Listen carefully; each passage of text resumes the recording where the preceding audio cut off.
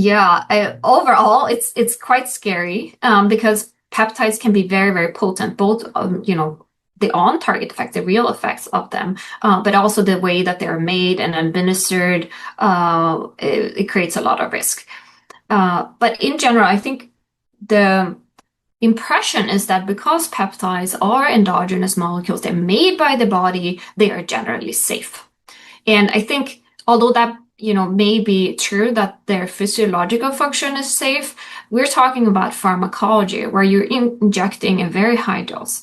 So some of these newer peptides, for example, melanotan, is injected to, suppress appetite, increase tanning, and have all sorts of other effects. It's actually acting on all the MC receptors, so MC4R, MC1R, and MC3R.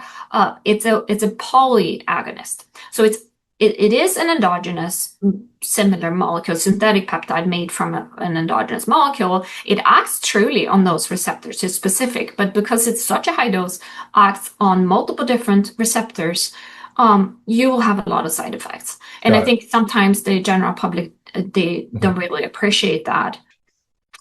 There is this BPC-157 molecule, which people take for like muscle recovery.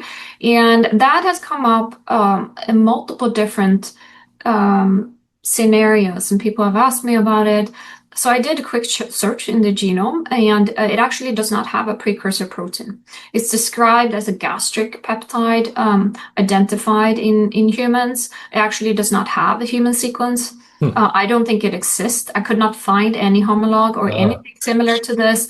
I think it's just probably a contaminant that it has been reported in the literature, but it was used. I think it's probably just a contaminant. You can make this peptide, you can inject it. Maybe people see something or not. It does not seem to be reproducible. People still take it for various things. If it has some inflammatory effect or some off-target effect, I'm sure people can see something or observe what they think is a true effect, but that is pretty much entirely unfounded as far as the scientific evidence. I see. So BPC 157, body protection compound 157. If I was hearing you correctly, this was originally isolated from like a gastric extraction of some kind. And so it was speculated that perhaps it's an endogenous peptide or derived from one. But you're saying that you did a genome search using some of the tools you've developed, and there's no obvious indication that there's an endogenous version or precursor to this in the human. There's no endogenous version. Yeah. Okay. And that would be would that be pretty clear for you to see if it was there? It's absolutely clear. Yes. Yeah. Okay. So it's a peptide. You can make it. People are using it, but it's not an endogenous peptide. Right. Got it.